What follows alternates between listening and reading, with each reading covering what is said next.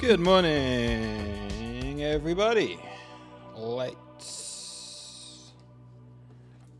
How are we doing today? Who do we have in the chat?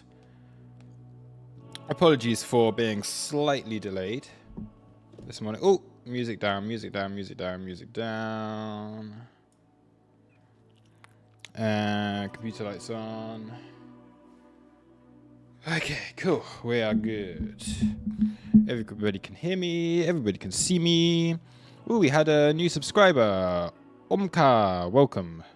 Thank you for subscribing. Jambi.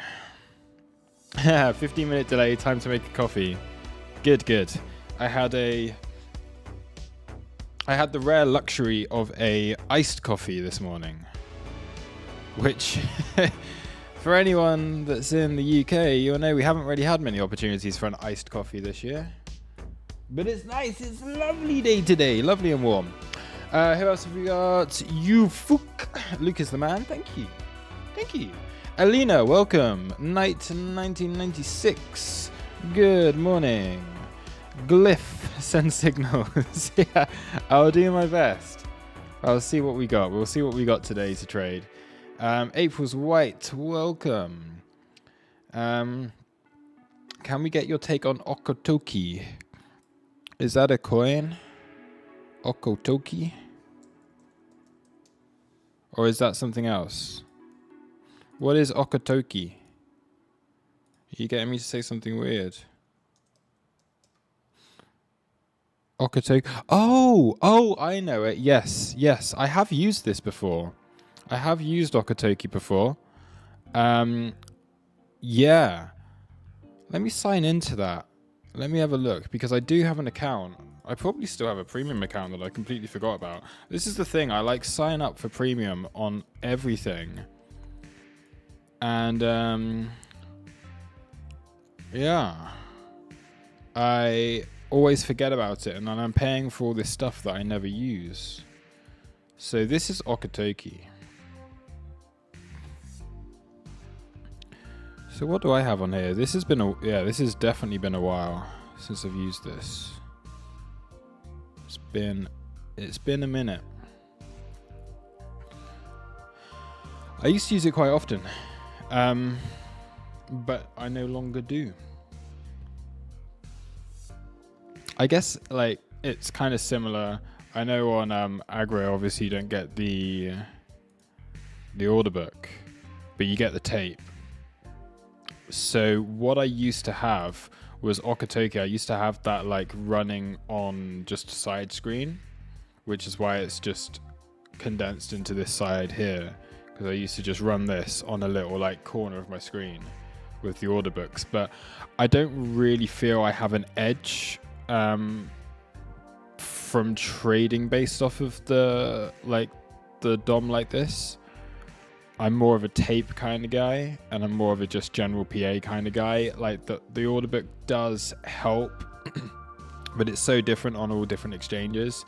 There's just another one of those situations where I don't particularly find that it gave me an edge.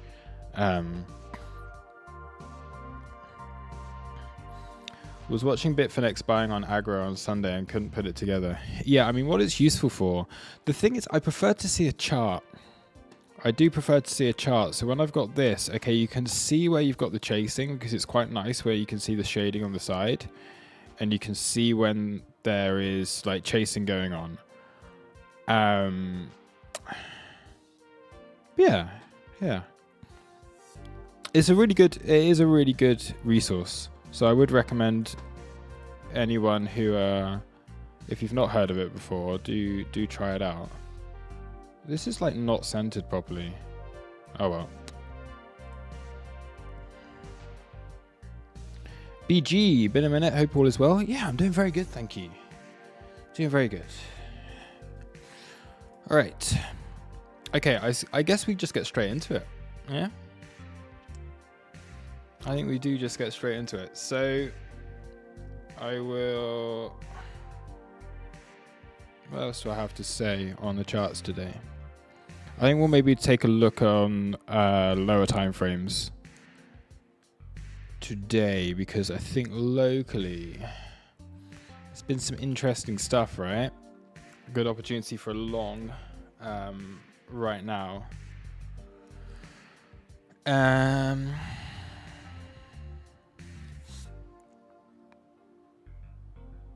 Yeah, it's been trading very well. It's been trading very well.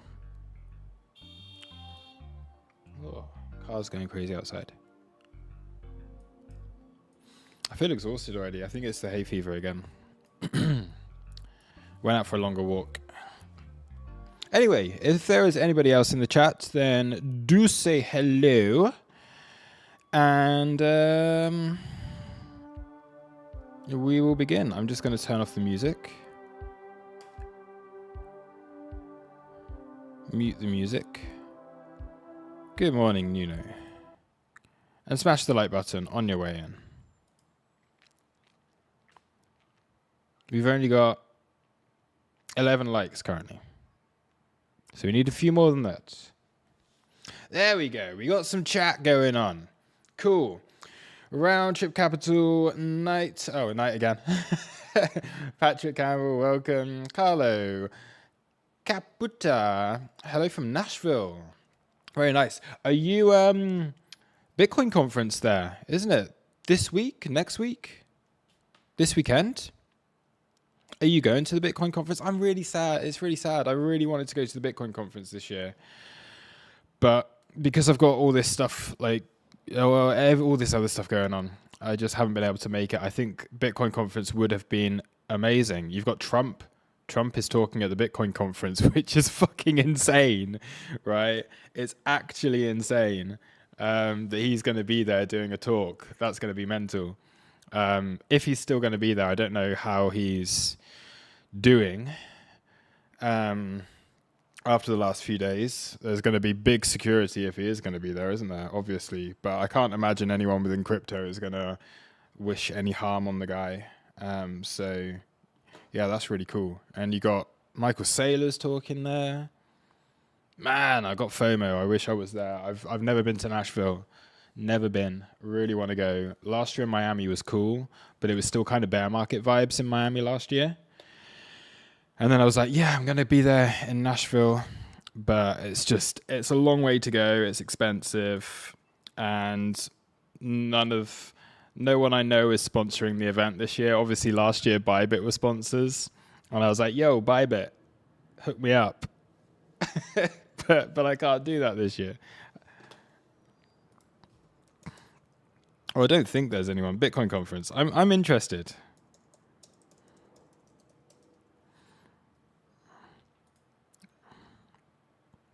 Bitcoin 2024, Nashville. So that is on... there's still next week, 25th to 27th. 25th to 27th. Do I do a random trip? I'm getting FOMO. Meet our sponsors. Let's have a look. Is there anyone that I can hit up to try and get some free tickets? That's the way I go. There's no one. If I was streaming on Rumble, then maybe I could go. But I don't know any of these guys. I'm not in with any of these. I don't use any of these. Nah, there's no chance. I'd have to pay for a ticket. Sad times.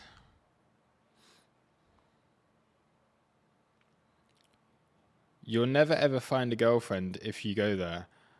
What do you mean?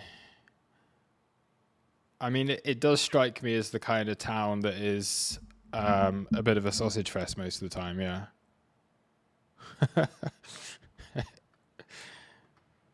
Because it's like country music and everything. Yeah, no, there's no chance. How much are the tickets? Oh, bright. That's not bad, you know.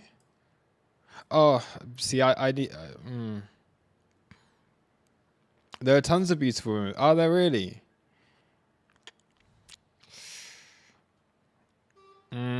See, I'd need the industry pass, and that's like... I can't justify that. I cannot justify that.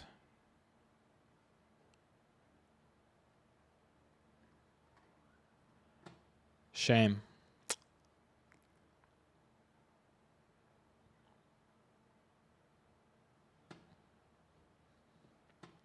game. Anyway, cool. Who knows? Who knows? Maybe I just need to like have a real strong trading day at some point this week, and I may like take a random trip out there. Like that's what happened with Miami last year. Like I only decided like 2 days before the conference to go. And that's because I got offered the Grand Prix tickets as well.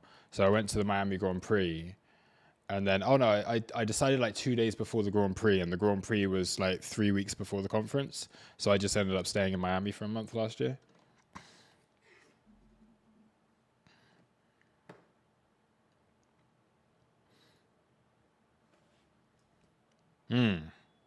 FOMO. FOMO. I really did want to be there.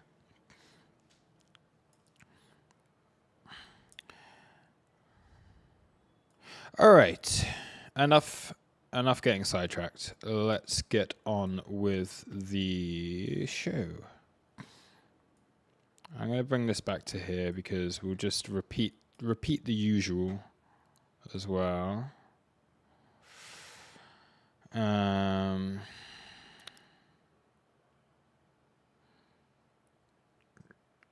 moving averages have disappeared from this. Never mind.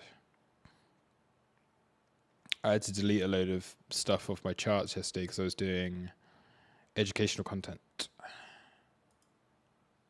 All good. Right, press record.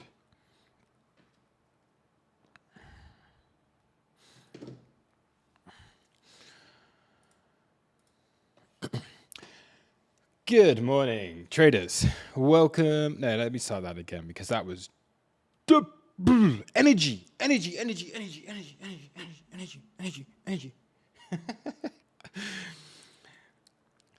Hello, traders. Welcome to today's Bitcoin and cryptocurrency update. It is Wednesday, the 17th of July, 2024. So we're still moving up. Like on the chart here. So the past couple of days, there have been opportunities to take short positions, but they've been quite quickly stopped if you weren't to take profit on them swiftly. So I basically took the last couple of days, I've taken one short as just let's see if it can work out kind of thing. Neither of them have, and we've just continued higher. So these little head short positions, just something that I like to do instead of taking profit on any longs that I've got. And I'm not taking profit on any longs that I've got because I do absolutely believe that we're blasting to new all-time highs soon, even if we just stay within this range for another month or so. I just do not want to be taking profit on longs. It's been long enough that I've been accumulating them. I don't want to be taking profit, so I am hedging those short positions. There has been a couple of opportunities for that, but they have been fairly short-lived and eventually just getting stopped out from that. As we can see today, the market is very green once again. So we have just a ton of green on the board. If we're looking at this, we've got a lot of altcoins especially that were heavily oversold, heavily fudded over the past month or so. WorldCoin, for example, being one of the biggest movers of the day. Pendle, IMX, Pyth, FET, Tau, a big mover. So that was one that we'd been talking about within the channel quite a lot. Looking at just these real good opportunities for just the mean reversion play, where it's been big FUD on just about everything, and now we're getting that massive recovery. So once again, patience has paid off. Anyone who was underwater last week or the week before is now going to be massively in profit, and that's really nice to see. It is an opportunity, I think, now to be taking some profits probably on some altcoins. I wouldn't say just yet on Bitcoin, because I do believe that we can still push a little bit higher here. But certainly, I think hedging short around here as we have come into this golden pocket region is sensible. But you've just got to know, like, play those quickly, get the profit as and when you can, and just play this momentum, because it is good momentum. We are moving up quicker than we move down. We have seen consistently, we're on 1, 2, 3, 4, 5, 6 days now where we've had green candles.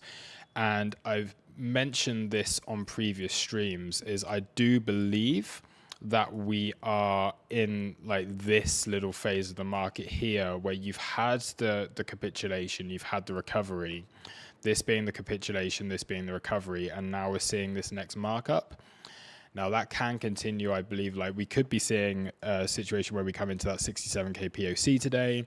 If it can break through that, then we do have value area high there at 69 once again. That 69,420 could come back into play, because not only is that the value area high of this current range, so this being the range that we've been trading for the majority of the year at this stage, the last few months, it is also value area high of our VWAP. So with our yearly VWAP, we can see the outer band. Hopefully your screen can show this. I do have just a light shaded gray area that's here around about that 69,420 as well. So if we are going to get continuation up to that point, I think that would be a very interesting zone in which to look for those bigger shorts, because at that stage you've got that invalidation with these lower highs that have been playing out to trade that back down and maybe just continue on with this range for a little bit longer.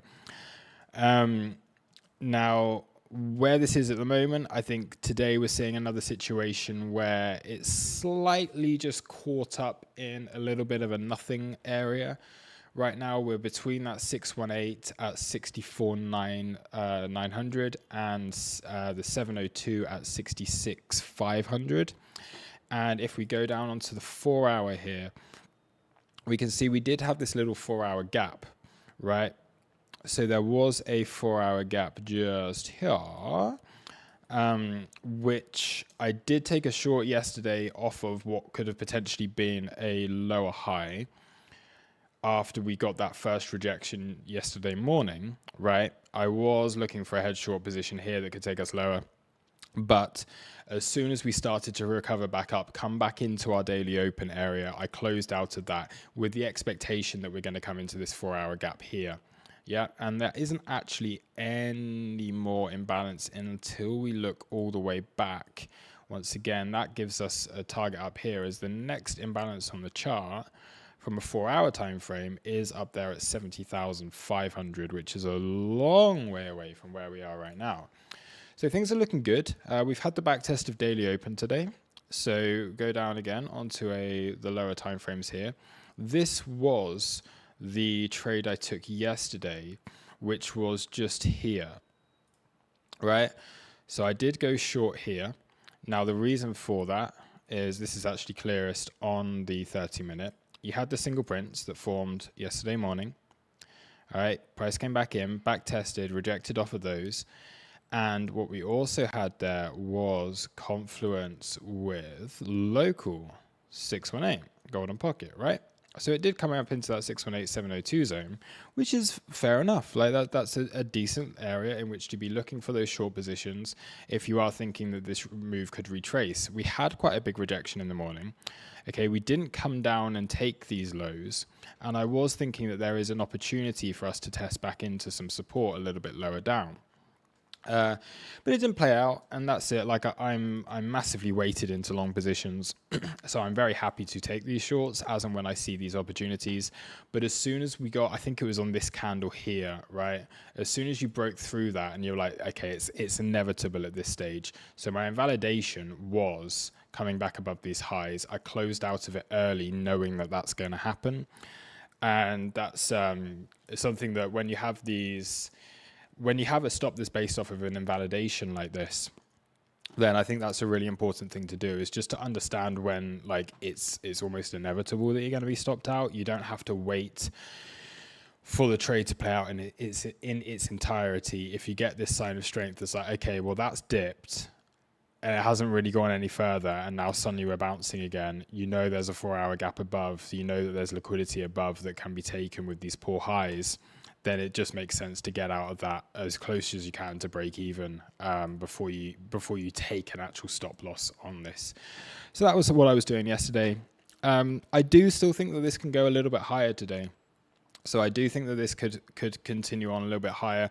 We have that standard thing of just it being just round numbers. So when it came into 65k, okay, that got the rejection. So that's where we had the poor highs yesterday, was at an even number at 65k. Where we had this here, this consolidation was at an even number at 63k. And now we're just seeing the same thing. It's an even number, 66k. Without, for myself, there being a whole lot else around here, really. We're still continuing on with this momentum. I still believe that it could do another leg higher before we get that deeper retrace. Now, at some stage, I am thinking that a move back down into the weekly open, even if that's this week or next week, to back test the previous week open, to clean up any of those high time frame levels that are there, is a play that we should be looking for. And then we do need to be aware that there is the CME gap that's down here at 58k.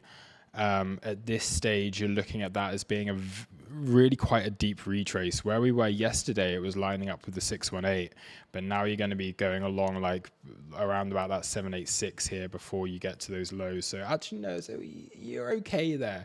You're okay. You do get one of those standard retraces. And what we can be looking at here is also the POC of this range. So that 58k zone does come into play. But I'd say, first of all, we still have to be trading the momentum higher. Right now, 67 is where we've got the point of control, although from other exchanges, 66 to 67k is where we have the highest volume within the range. If it does start to roll over, first thing you're going to be looking at is that move down to take out the equal lows that we have at 62. You got the weekly open at 60, and then if it starts to lose that again, then I would be looking for a consolidation back down at 58, just to continue to play out the little range that we're in right now. So it is another situation of just level to level. Not really thinking that, I mean, this could go to new all-time highs.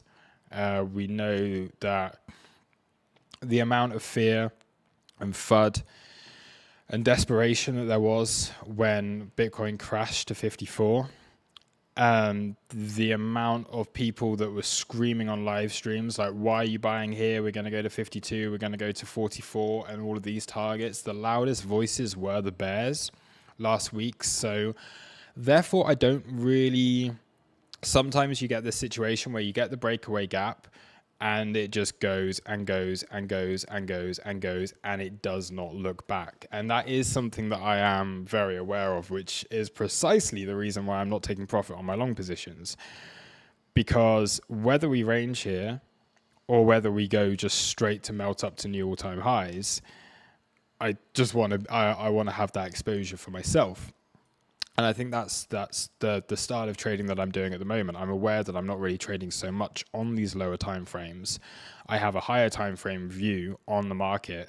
I'm extremely confident we're going to be smashing to 100k, 120, 130k before the end of the year.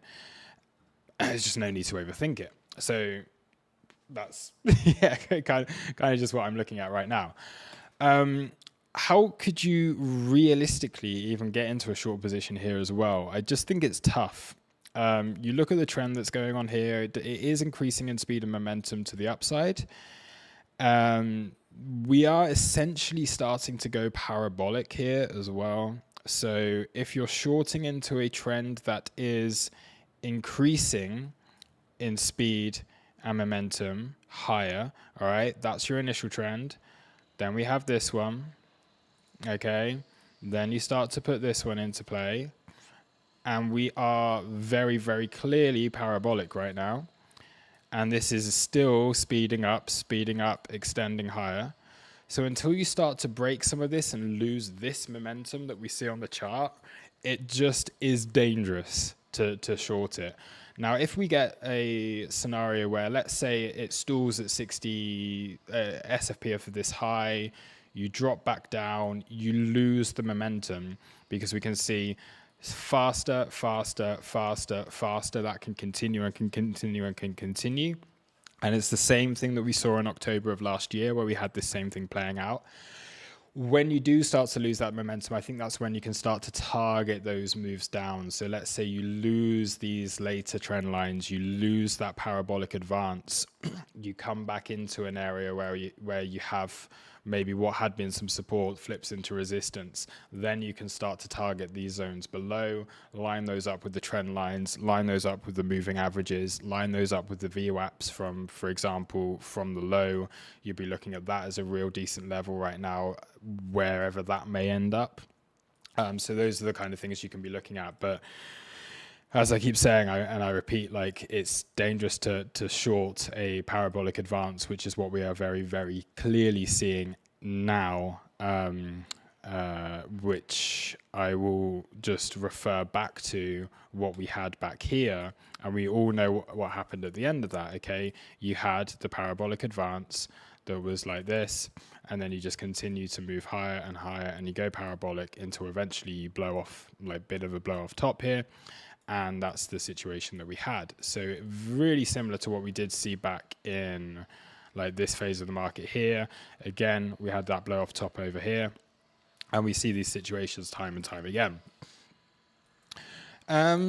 So yeah, hopefully that's just that kind of, I don't know. Levels are a little bit difficult, because when we do hit levels, we're still just pushing beyond them.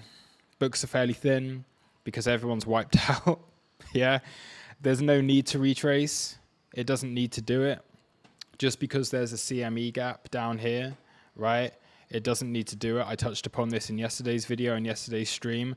The gaps that you need to be aware of are the ones that happen in the middle of trends, because the market then comes back to take those. Breakaway gaps don't need to be filled. They really do not need to be filled. They're good. Okay, within every big cycle that we've had from Bitcoin, we have had breakaway gaps that have not been filled. And that's to the upside and to the downside. We still have these gaps from back here in 2020, right? Where, I mean, this almost being the same phase of the market. You have that breakaway gap, it continues, you then continue higher. And it's not until the bear market that these then get filled, like two years later. Almost 2 years later, and we do see these situations playing out a lot. What's this thing here? Interesting. Same situation that we have with the breakaway gaps that we had. Again, there was one down here at 3K somewhere, I believe. There's something somewhere at 3K that people still talk about now, and that didn't get filled until the COVID crash. So yes. Anyway, a little bit of a tangent there. Anything else that we need to discuss? We're still seeing very healthy ETF flows.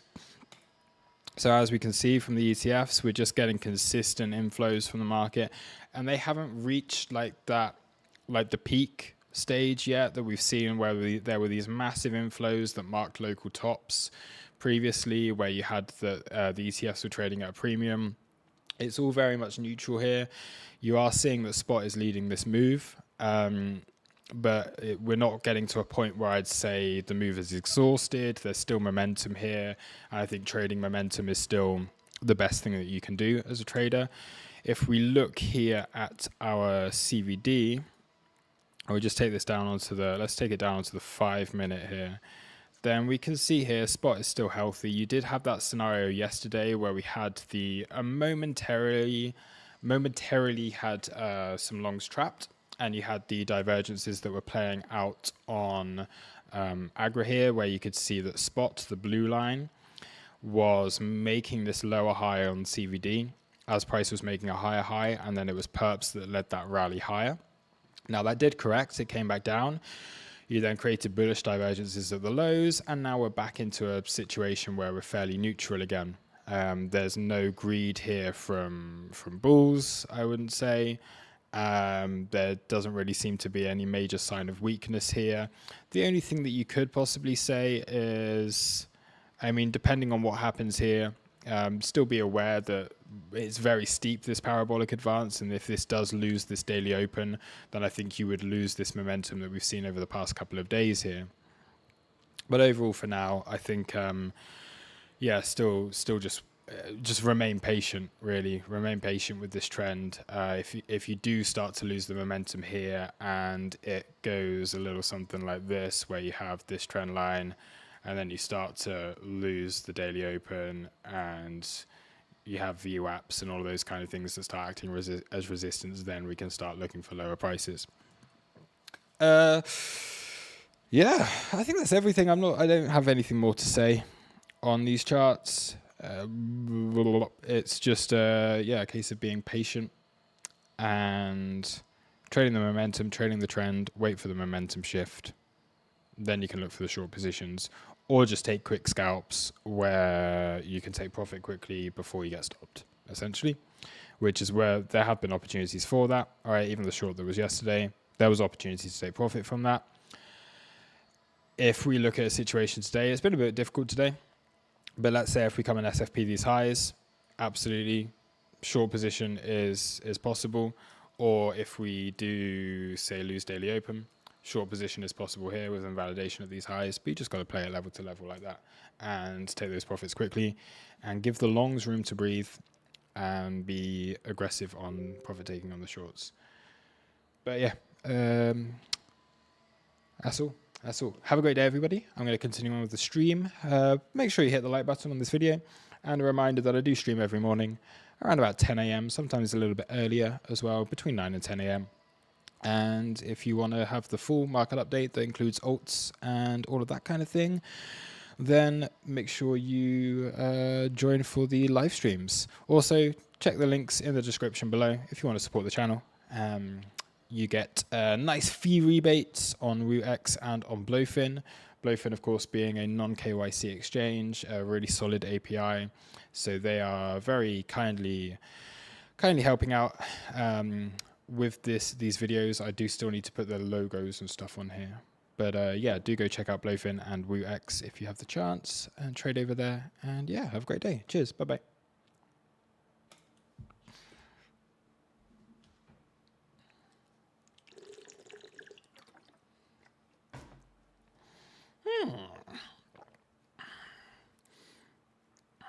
Night. WRD stopped me out before the nuke. Now it's up 40%. Yep. Yeah, I think a lot of people feeling that on a lot of stuff right now. WRD is not anything that I've never owned or traded this token. I don't think ever. But yeah. Yeah. It's just ridiculous. Like I was saying this at the time, wasn't I? When things were dumping, like it's just ridiculous how bearish people are getting. Made no sense to me.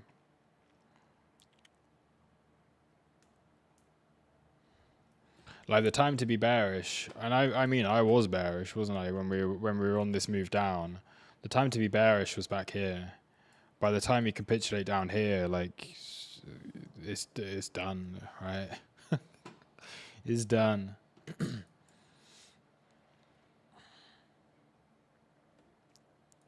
But yeah, there's a lot of stuff that's going to be causing a lot of people a lot of pain right now. That's just the way the world goes. You look at some of the... I mean, I got stopped out of a few trades on that dump. I got stopped out on... Shit. I can't even remember anymore. But I got stopped out on some. But overall, you hold the stuff that you feel is important, and you keep those Bitcoin longs open, you keep the ETH longs open. And you get rewarded for them if you just remain patient. Nene Nano, too much unlocks for me. Yeah, this is the thing. You got to be aware of that. But what you have to...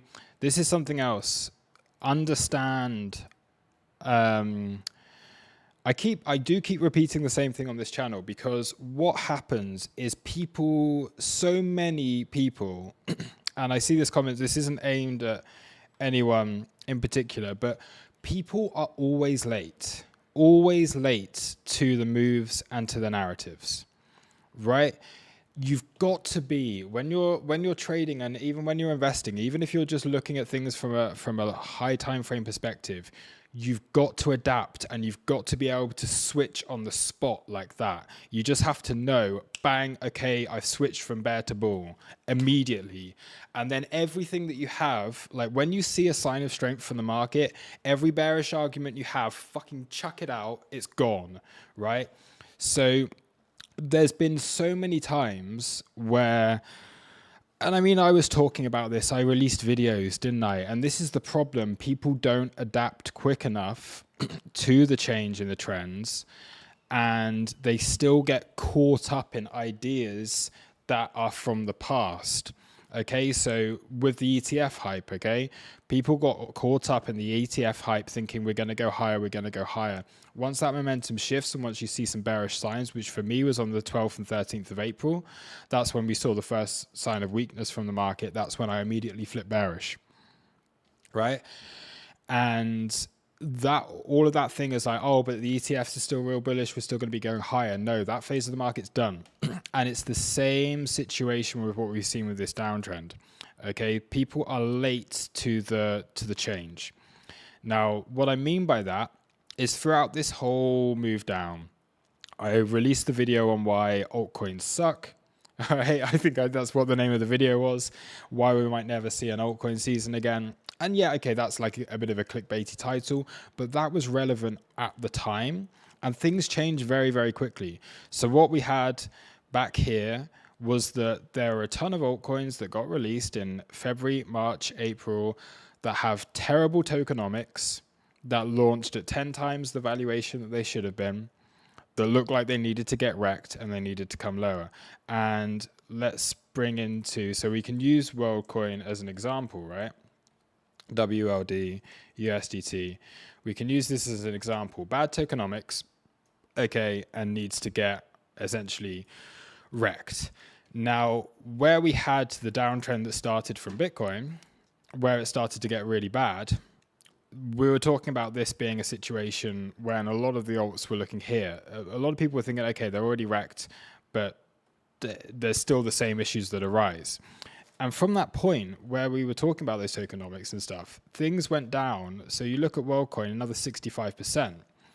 Now, even if you have terrible tokenomics and you have bad unlocks and you have all of this thing, all this supply coming into the market, if the token is down 85%, then that's healed it, okay? It doesn't matter anymore because the problem when tokenomics are bad, and the problem when there are big unlocks, and the problem with all of this kind of thing is when things are overvalued.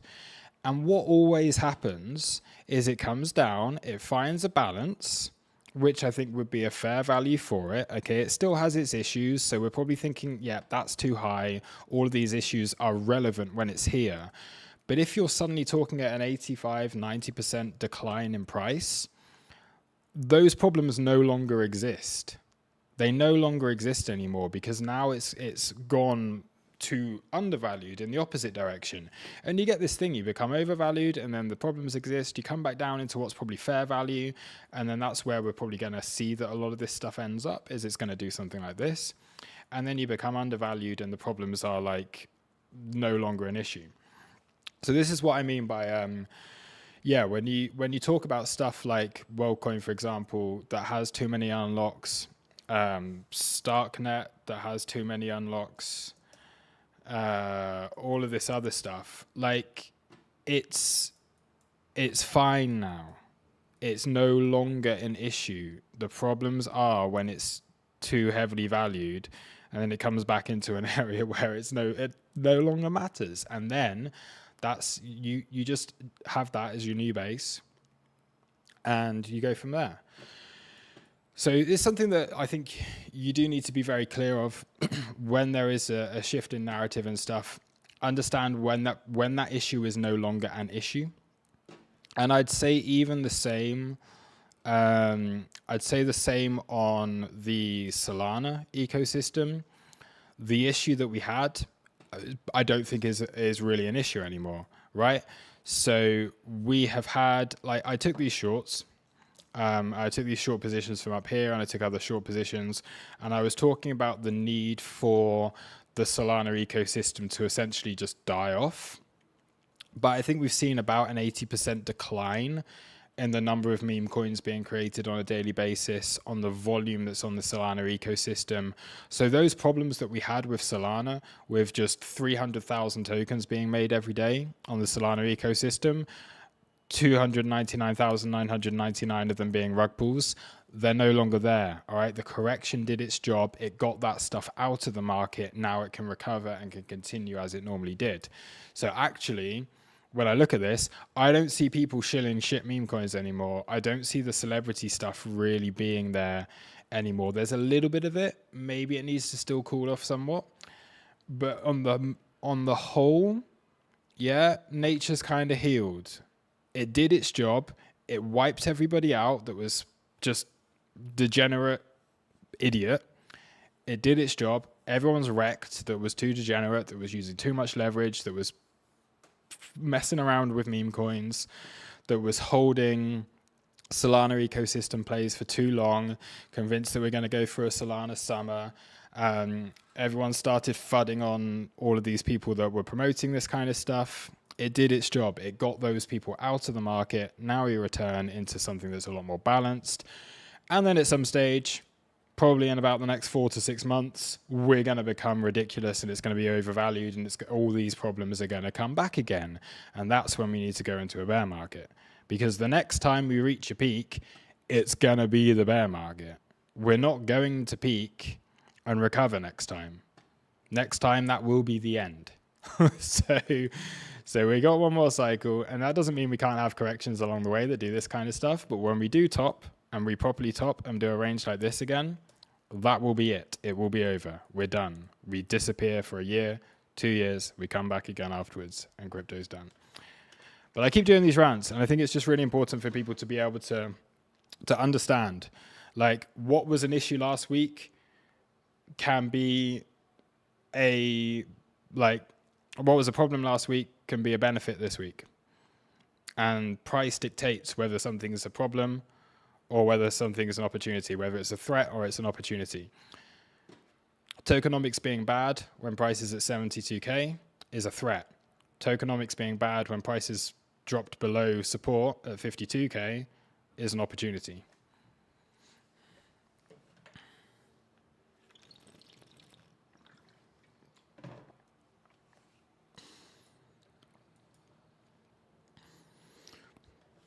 Lucifer, easier said than done to be late for narratives. That's why we pay for groups to spoon feed us. Ain't got no time to be at the charts all the time. That's for the people you pay. Yeah, I mean, that's my job at the end of the day. Like, I know there's been a little bit of a shift. Like, I'm not actively trading very much right now. I'm really not. Like, I don't really day trade. Now, there's a few reasons for that, because first of all, I don't feel like I've got a particular edge when the market's like this. I think early on within a range, I think you get a real good edge. You get some nice data to trade off of.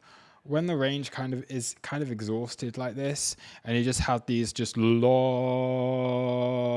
trends and these long ones that don't really react to anything. They just grind down and then they melt up, and they're not, for myself, particularly technical for my style of trading. I just prefer to sit them out. So these, like the longs that I'm in now, I just, instead of trying to just catch every dip and go long and long and long, I'd rather just hold one long, let it play out, see where it ends up. So that's the kind of thing that I'm doing now. And also, like, I'm working on other stuff. So, like, in real life stuff, I've got a lot going on right now. So, as I've been mentioning, like, I'm in the process of, I've gone through one house move, and then I'm moving out from here at the end of next month, and then I'm going to be traveling. So there's going to be a big difference there. I'm aware that I'm not going to be able to trade as much whilst I'm traveling. It's just, it will be impossible.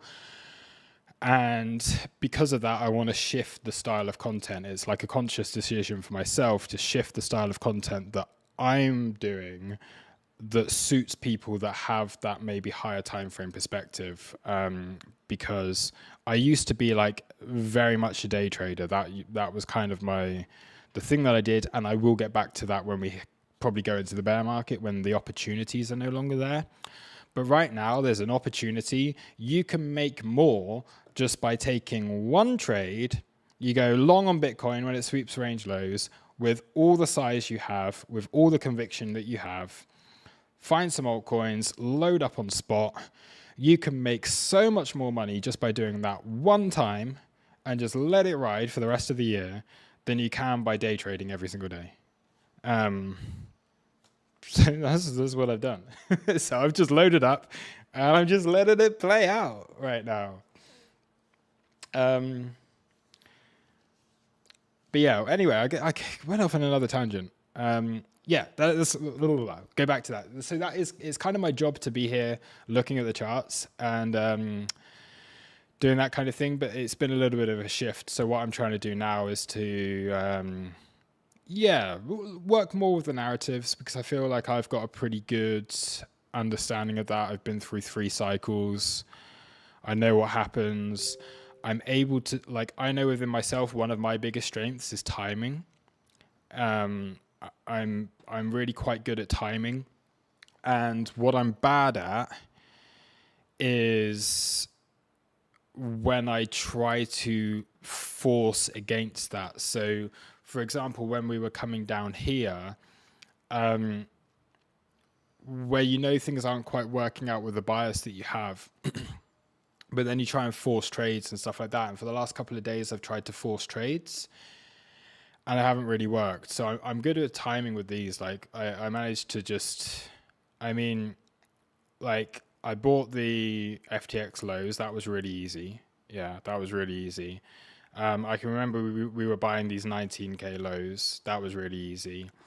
I remember on the day here, I said, I literally said on that day, on the 16th of October, bull run starts today, and I went all in. So I was mainly sitting in I did taken some trades and I bought my spot bags.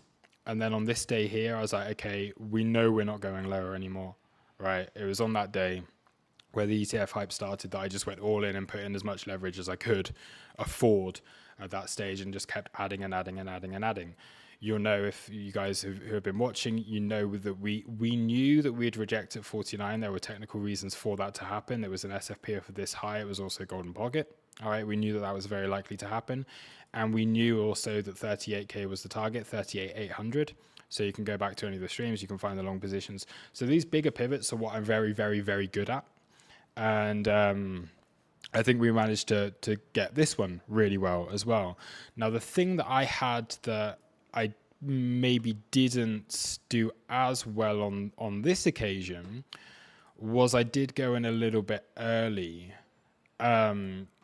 just because of the uncertainty. I thought that this could be the spring here, but by understanding the risk and understanding the way that the market works, all I lost really there was a little bit of time, where I also just had to wait for this, and maybe the entry wasn't as good and I just had to add positions lower. But I think overall, I think these higher time frame trades are something we've been playing really, really, really quite well. And I stick to my ideas with that. So what's on with my who's this? Yeah. What else do I have to say? What? Is there anything else we want to look at today? Why is render gone on WooX? Weird. They haven't delisted render, have they? Obviously not. No one's going to delist render, but it's weird.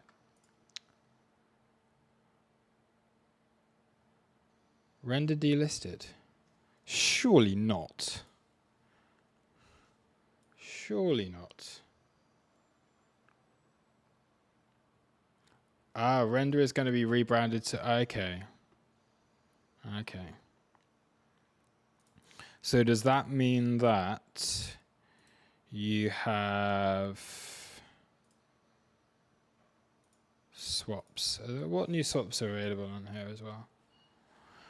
I know they've added a couple more today. Anything new? No, nothing new.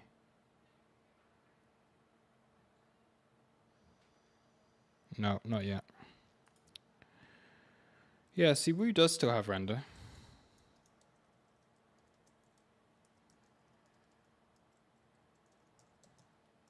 Oh no, they have.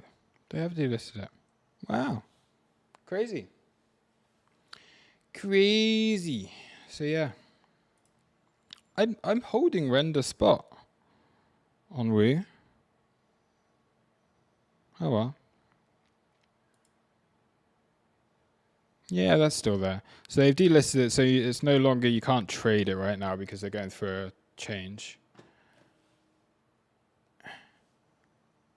It got rugged into render ticker to start from scratch. So if I go RNDR, I mean the chart looks fine on render, right?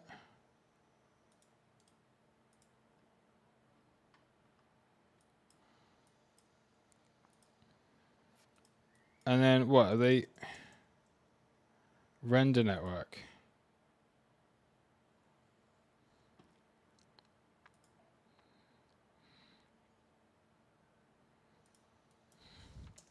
Yeah, we'll see what happens.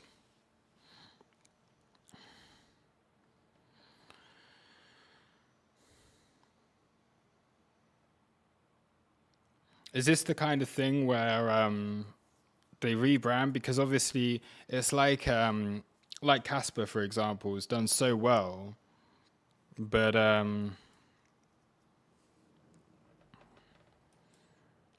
it's so high already. So by doing a new token and by starting from scratch, it can bring more people in from a lower like base point. People won't be like, oh my god, it's been down here, so this is high. They'll be like, okay, cool, we're starting at $6. Interesting.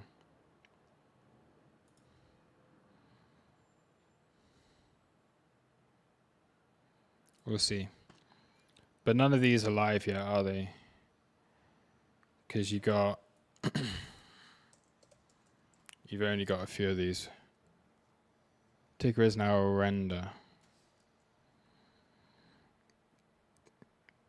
See, that's the only one.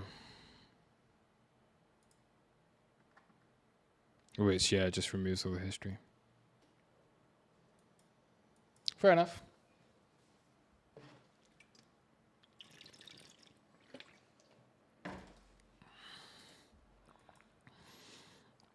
We'll see what happens with that.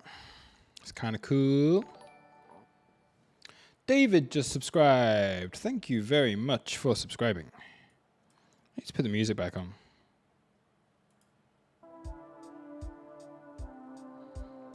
Not this crappy music. Check out Atom. Sure. Atom USDT.p. Let's do that a while.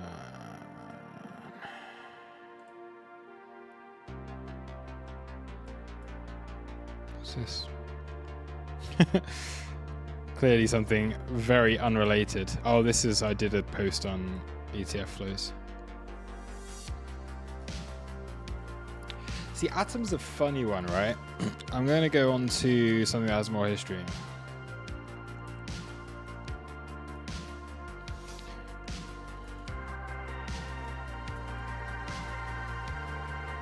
Because, I mean, it's obvious why we bounced. You take out that low. But the thing with Atom, it never really seems to do anything.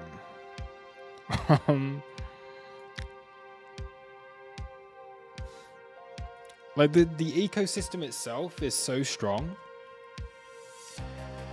So within Atom, you've got a whole ecosystem that is really, really, really healthy. The Cosmos ecosystem's really strong, really healthy, but the token just doesn't do anything. So I don't know if, like, because you're not seeing strength. Like, is that a spring? Is that a spring that then can be the end of the reaccumulation? Maybe. Or the accumulation. In which case, you just look for it to kind of start to flip some of this. But you've got like, where's your 200 day?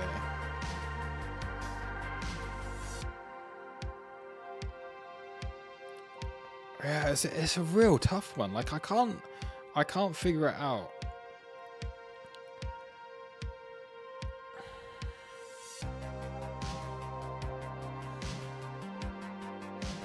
Because for me, there's not really like, is there something broken within it?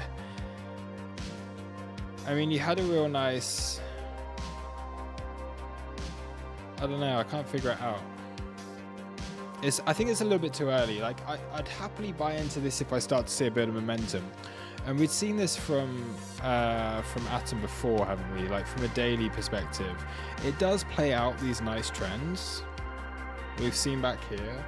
I think that would become really quite tradable, and it has this TWAP-y kind of effect.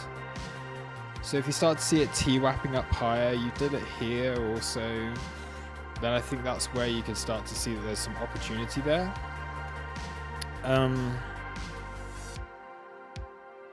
But yeah, I just think like, I don't know, right?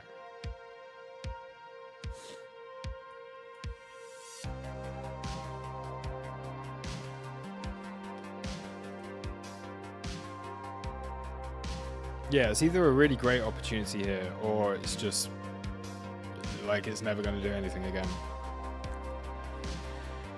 Reminds me a bit of Link.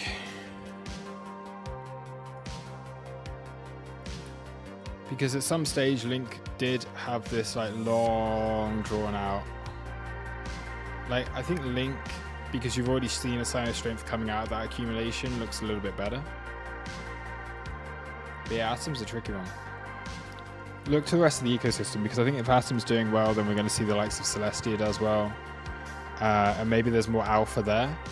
I'd say if you like Cosmos and you like the Cosmos ecosystem, Celestia is probably the leader of that for the rest of this phase. I do believe that TIA gets another leg higher, and in fact, right now, I think TIA is probably one of the best plays in the market right now. It just looks a real good opportunity here. So I'd be more inclined to look at buying something like this, where you've already seen that strong recovery. You know where it's probably going to be headed next, and it's still within its first cycle. This is just the correction within its first cycle, and I'm pretty convinced that we're probably going to find that TIA goes to like. I'd say at least up towards that like 1.618, although that's going to be a bit lower now.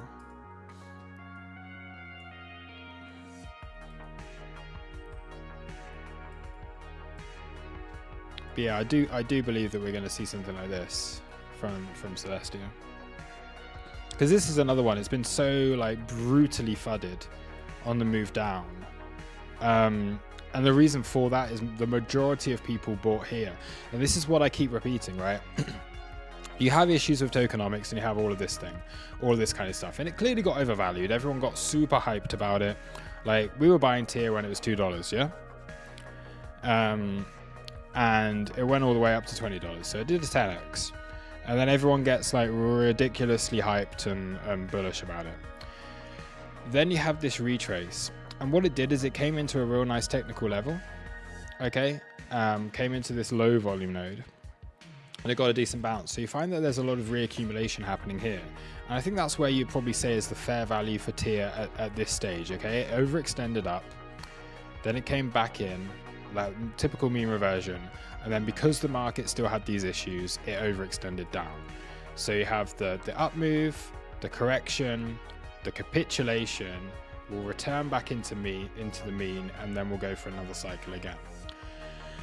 Yeah, so that's the kind of thing that I think we're going to see from a lot of stuff. Now, you're still in an opportunity here where I do believe that it's very undervalued, because I think that the majority of stuff where you'd say the fair value for this is probably around about that $10 mark. Yeah, but between $2 and $20, you go for around about that midpoint. That's probably where it's likely to be settling for a while before we go on to that like later on in the year big bull market. And I'm expecting the majority of coins to do this. So you come back in over the next few weeks, recover, range, bang, reaccumulate, and you then get this big head and shoulders thing playing out. Yeah, similar to what it had at the highs. okay, where you have this distribution, then we're going to get this bigger accumulation before seeing higher prices. So that's a real good play at the moment, I think, tier. And the targets for that are fairly clear also. We can also be looking at something like, you draw your fib expansions on this.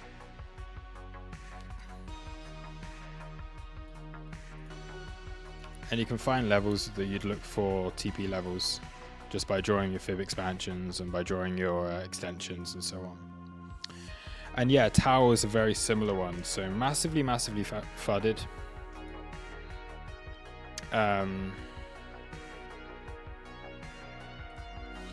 Yeah, massively fudded, but came into support, recovering well.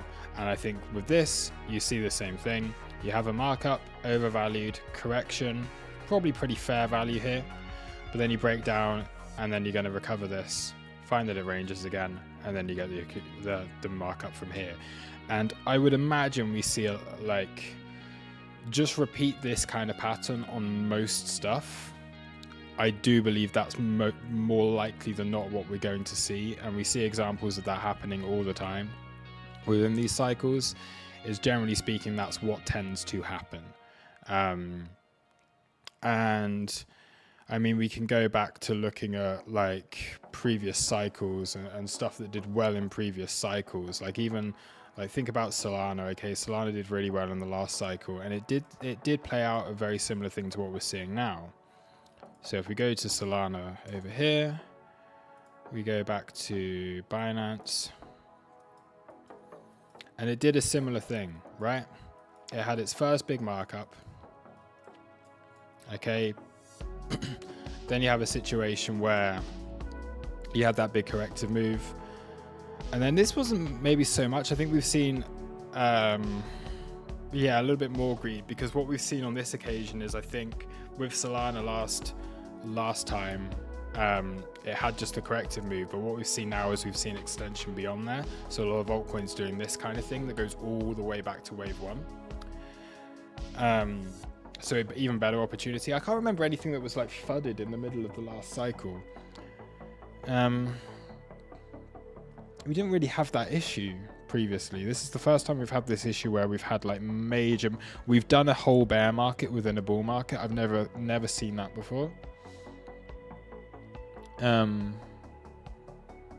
know, was there anything? I can go back. I think we had a situation that was similar in 2017, 2018. None of these charts will go back far enough. Yeah, none of this will go back far enough. But I remember in 2017, 2018, there was that like bear market within a bull market kind of vibe. No, this isn't going to work.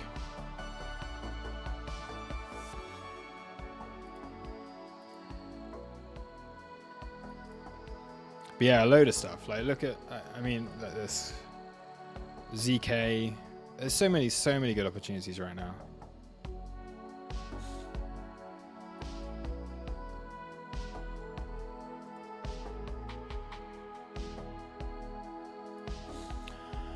Stonk unlock coming soon on tier.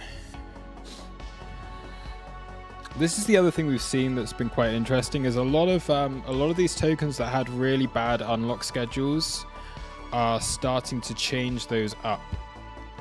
So XAI was one. It had a real unhealthy unlock schedule, and it got massively fudded. So you see the same thing, okay?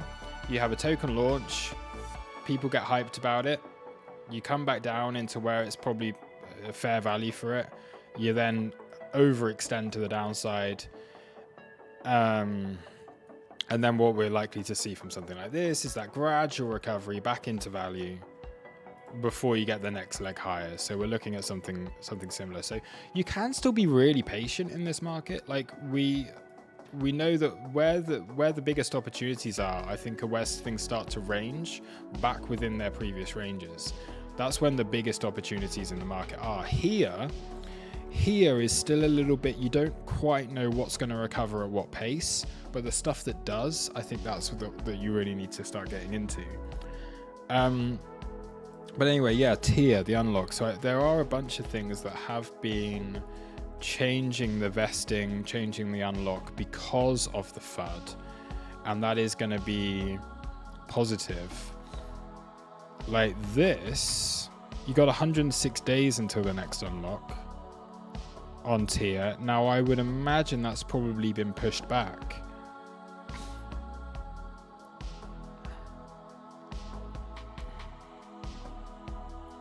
Because I think that was different, wasn't it? Because I do remember looking at tier and it was like you had like a 3-year vesting that was, oh, you got the 1-year cliff on this.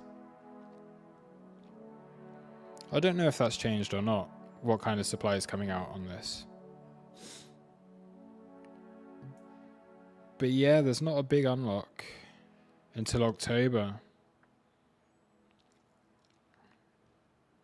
And then it's just slow and steady after that.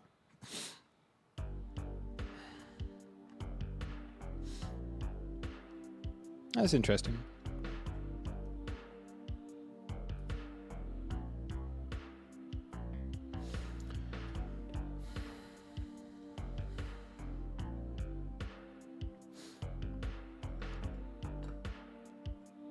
Most of it are just desperate marketing attempts to fool retail though.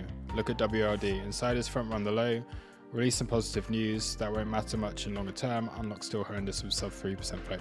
Yeah, this is the thing, it doesn't matter. Alright? It doesn't matter. Because the reason they do this is to give a return on the investment for their investors and to fool retail. But retail aren't here, so retail will become fooled when it becomes at the high. Retail aren't going to be looking at this stuff in general. Yeah, so you don't go against it, don't fight it. Hey, and it's another thing, like don't fight what the big money's doing. Okay, if the big money is adjusting things in order to get a better return for themselves, you know it's going to work. All right, it's going to work out. It's going to happen. Like, they're not going to lose. These aren't the people that hold these tokens aren't going to lose. So if there is adjustment going on, you know that it's for the benefit of them, and therefore just follow it. Don't fight it.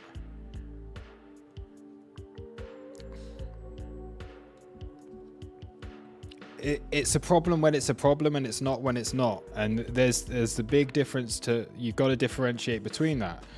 Like I keep saying, the problem with these things are when you've already had, when you have situations like this. This is where these things become a problem. When it's down here, the same issue that's there becomes an opportunity, because where they're greedy up here, all right, and this is from the VCs, they become greedy up here, and they're maybe not taking as much profit as they want to, or they're distributing into retail and retail are getting involved. The same things are getting fearful here, and then they're making changes that are actually going to benefit you as a trader. Like, don't overthink it. Follow the money, and just follow the money, and you'll make money. All right, we're going to be in a bull market until next summer. After next summer, disappear, come back 18 months later. And there we go. I love that we're doing more of this on these streams, because I think this is the sort of stuff that really helps, more so than trading at the moment. WLD.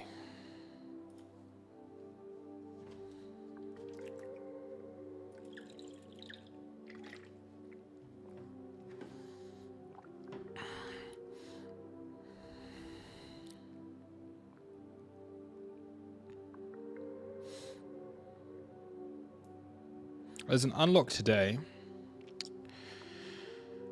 So the circulating supply, yeah, this has a $30 billion FDV, which is problematic. Yep, it's problematic. But how long is that going to take? You're looking at 3 years, and you're looking at, it's going to be 2038, right? 2038 is when you're going to have then the majority of supply. It's a long time.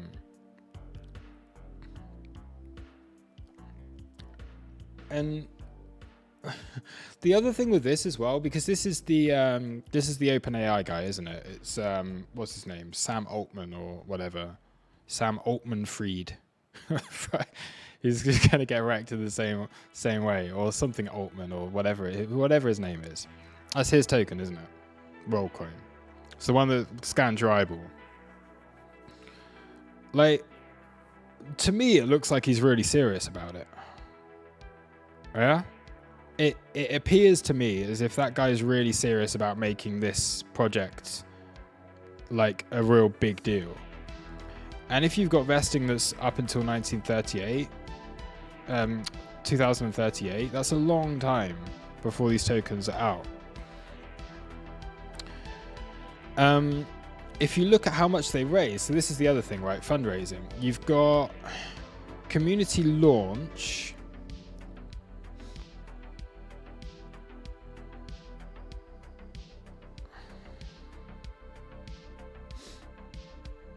So that first 3 years is almost like 50% of the way there. So they've almost done about 50% of that supply that's there. And then the rest of it comes out later. So where is the rest of this tokenomics coming from?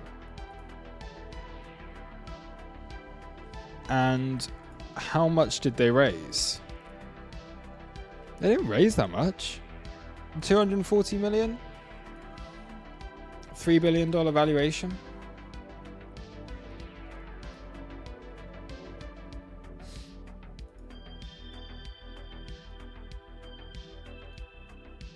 Now, I don't like the token, and I'm not going to be buying it properly, but I don't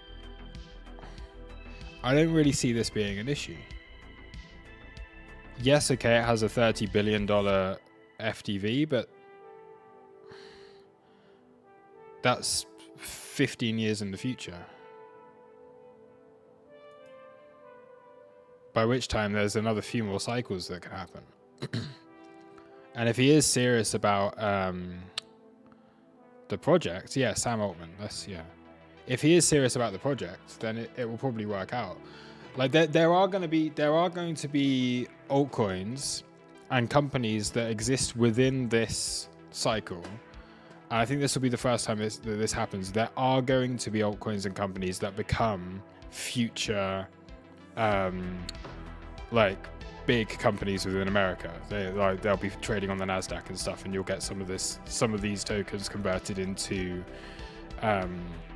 starting to enter into like the actual stock market.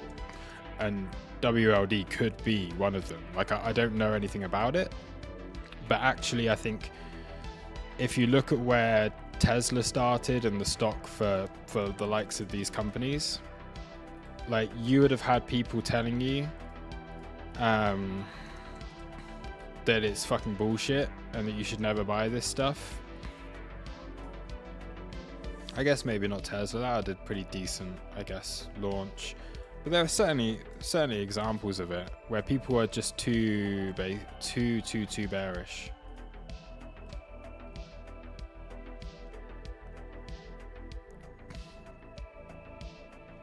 I mean, you only have to look at something like the Nvidia stock split. Like, it's still pumping and they've 10x the supply.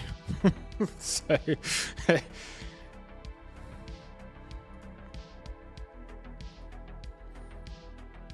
yeah, you look at Facebook when this launched. All right, I bet everyone was telling you that it's a failed startup. Don't buy this shit. Yeah, don't buy it. It's a failed startup. It's never going to amount to anything. It was down at $18. It's now at $500. I know Amazon was a similar situation, wasn't it?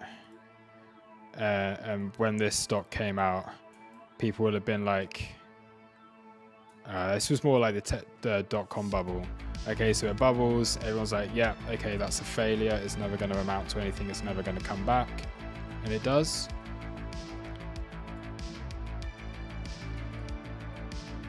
So, I think it's risky to be bearish on something that's backed by such a prominent figure and to be shorting it to zero. Despite whatever you think about the token, I think it's risky to be bearish on it. Because I would say that guy, Sam Altman, he's probably not going to fail if he is serious about the project, is he? He's probably going to make it a success. So you might hate the tokenomics, but but it has no product. What do you mean? I've seen like it's everywhere, right? These eye scanners pop up all over the world. Like they had one in London because one of the universities was doing it. I don't know. I don't understand. I don't know anything about it. Any thoughts on Popcat? No, it's a meme coin. It's a bunch of shit. Like this is the stuff that I am just confident is like going to zero because there's no. Yeah, like what's the point? It's up there already. Like done. Done.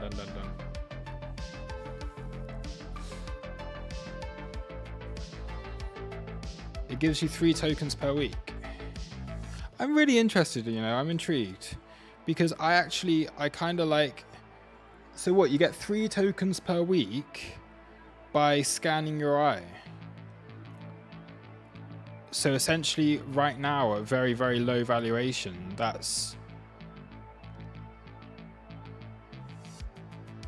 I mean, I see that's pretty good.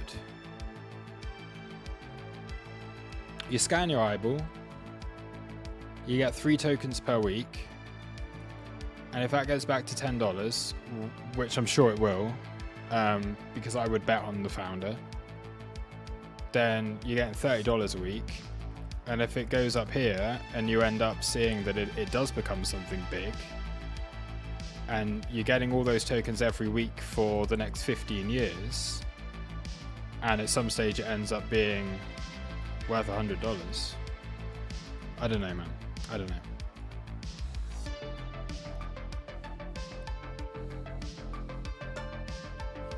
For me, like I see it as a project that's been so heavily fudded, so therefore I think the opposite. Oh, not per week, it's a one-time deal. Okay, fair enough. I mean, if it gave you three tokens a week for life, then that would be, I'd definitely do that.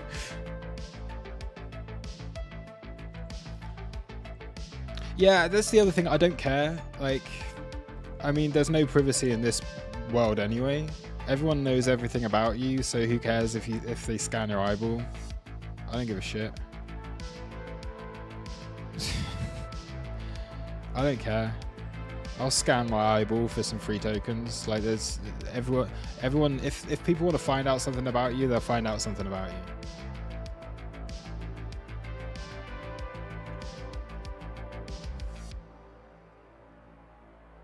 You got like 1,500 overall. You get 3 every week. Oh, okay. Yeah, fair. Glyph, WLD is crap amongst the projects in the AI category. See, that's the thing. I would bet against you then, because I see people saying that all the time. Like I say, I've never bought it. I've never been interested in it. I probably won't ever be interested in it. But the more I see people fudding it, the more it makes me want to buy it. If you're telling me it's the worst project in AI, yet it's run by someone that founded OpenAI, the biggest AI company in the world, I'd back that guy over some FUD from a person on the internet. Yeah, I'd back a billionaire over some guy saying, "Ooh, it's shit" on a keyboard, because he's proven that he's done it once, and if he's serious about it, then and the thing is, you gotta like accept. Man, this is I love these rants. I love these rants. I love that these streams are becoming more like this. You've got to understand that just because the first application of a business is one thing, it doesn't mean that that's what it's going to be forever. Like, a business will grow, it will raise money, and it will have new projects. What if they start to say, okay, we've got a bunch of people's eyes scanned. We can start to issue digital passports for these people, and they start to go into that. It's interesting. I think it is interesting. And I do strongly believe that this cycle, we do see some of these tokens for the first time starting to move their way into the mainstream, because now that there are ETFs, we have to accept it is becoming mainstream. And it's not going to be Bitcoin forever and vaporware, which is what it has been for the past 3 cycles. What we've seen in the past few cycles is we've had Bitcoin that has utility, everything else is just shit. There's enough there now where it's known enough that vaporware is going to start to become useful. It's just inevitable. It's just evolving.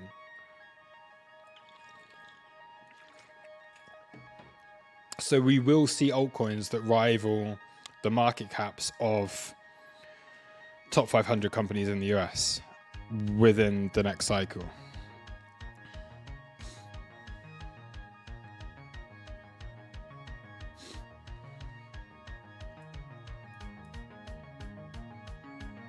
Anyway, I'd look to short this. Despite what I'm saying, I think now's a really good short on it on WLD. Yo, I'm shorting this. I'm shorting it. I'm joining you guys. I'm joining the FUD. I'm shorting it. You know what? It comes into a daily gap and it's pumping right now. Let's do it. Let's do it. I'm going to do this with some fixed risk. Where's our invalidation here?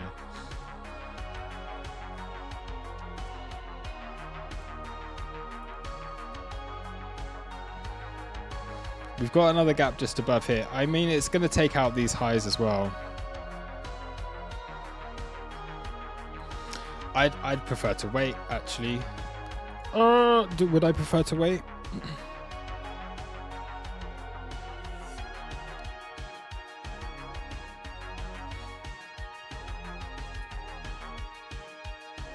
No stop. It's not going to zero. It's gonna wreck shorts, this thing. This thing is gonna wreck shorts. It's a token made by a fucking one of the most successful people in the entire world right now. Like, it's not going to go to zero. It's just not going to happen unless he just decides it's not his thing. But didn't he quit OpenAI to focus on this? Like, this, if that is the case, it's not going to go to zero. It's not going to happen. I would prefer to wait for higher before I short this, but man, if you're scaling into a short position and it just keeps ripping up into like $30, it's not going to happen. It's not going to zero. I'm going to scalp short it anyway. I'm just going to, how many tokens? 1,000?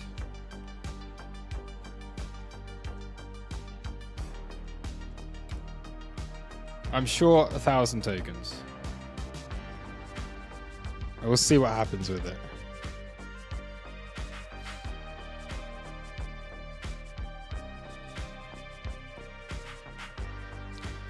Nah, see, Lucifer, that wasn't, he didn't get sacked by the board. That was fake news, wasn't it? Because the news came out that he got sacked by the board and then suddenly he was reinstated and there was some, yeah. What are they doing with all this iris information? Selling it to the Chinese, no doubt. Probably. But I mean, America's dying anyway.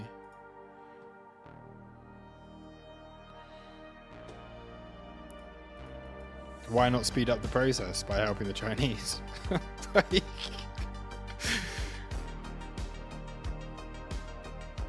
Okay.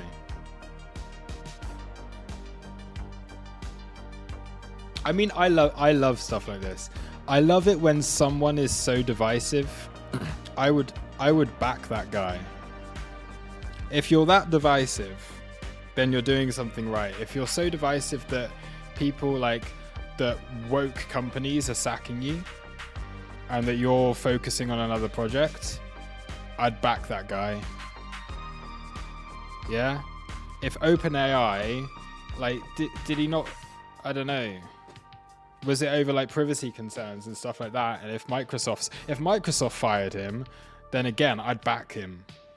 If he gets fired by Microsoft and then he creates OpenAI and he creates a token like this that's got a $30 billion fully diluted valuation, I'd back him. Why would you back Microsoft? Like that bullshit. ERT. Is this ERT? Is this what you're talking about? That looks cool. I like that. What is it? Guys, I'm $20 underwater on my short. What have you done?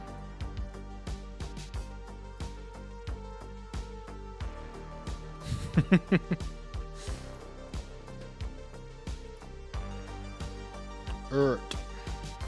Fundamentally one of the best projects on the market. Let's have a look. I love the look of that chart. I really like the chart.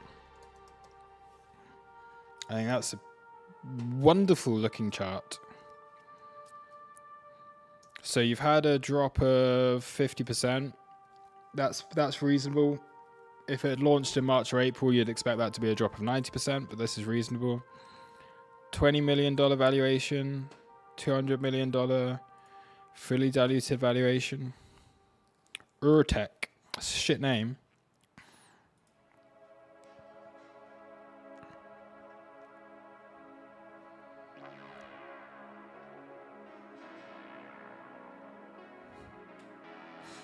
Fair.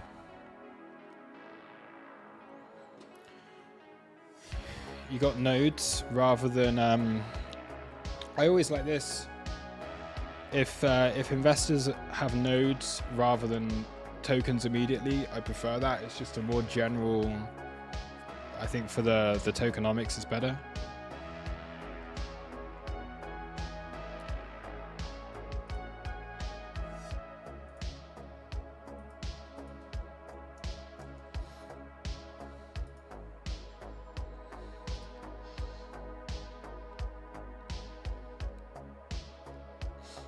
So all this untracked stuff is going to be the nodes, right? 65% mining reserves, yeah. So you did have a small funding round, but it's insignificant. I like it. I think that's really interesting. Where is it traded? Yeah, I'm going to look into that some more. Thank you for bringing that up. I like anything that has a node, because then I could buy a node. This is why I'm in Aether. You can buy a node, and then you can just you don't have to worry. Instead of buying tokens, see if you can buy a node, and you just get tokens forever. They're generally speaking, they're much healthier in the long run.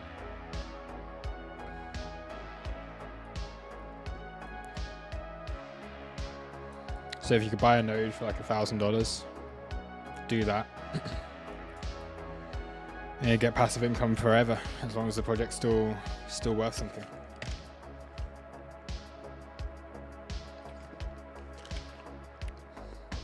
And the thing with a lot of these nowadays, because with nodes, it's not like mining. You can delegate your node to someone else with most of this stuff, and then you don't need to run it on your computer. Like I've got the Aether node. And it just gives me tokens every day. Every day I get some tokens. It's nice. I'm adding that to my watch list, which is no longer a watch list because all this stuff I don't really hold anymore.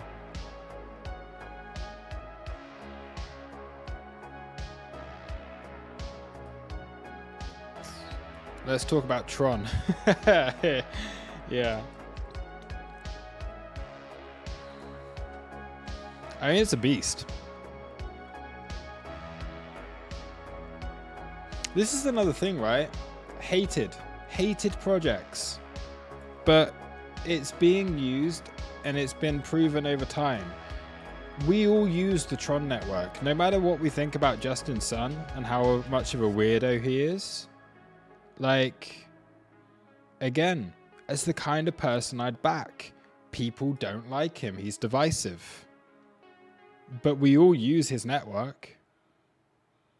Yeah, I don't think there's anyone here that would rather transact in on the ETH network.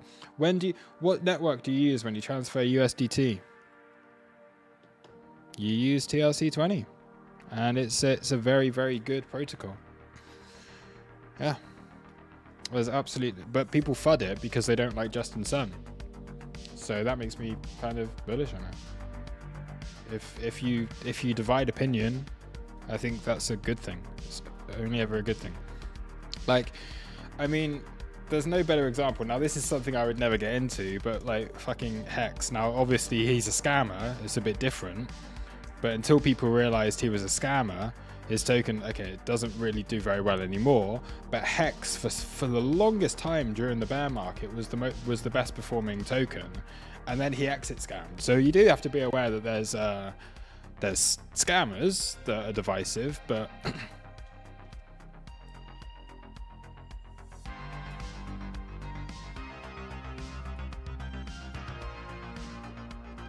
best network to launder money. Yeah. You use Stellar. Yeah, Stellar Lumens. XLM. That's an old one. Jeez. What an old chart. Anyway, cool. I'm gonna wrap this stream up. We've got a trading room later, so I'm gonna be looking a little bit more at yeah, we're gonna be trading it a bit more. So yes. I'll see you guys later on. If you haven't already hit the like button, please make sure you do that. If you are here, if you're new, hit subscribe. I do stream every morning. Then yeah, cool. I'll see you guys tomorrow. Cheers. Bye.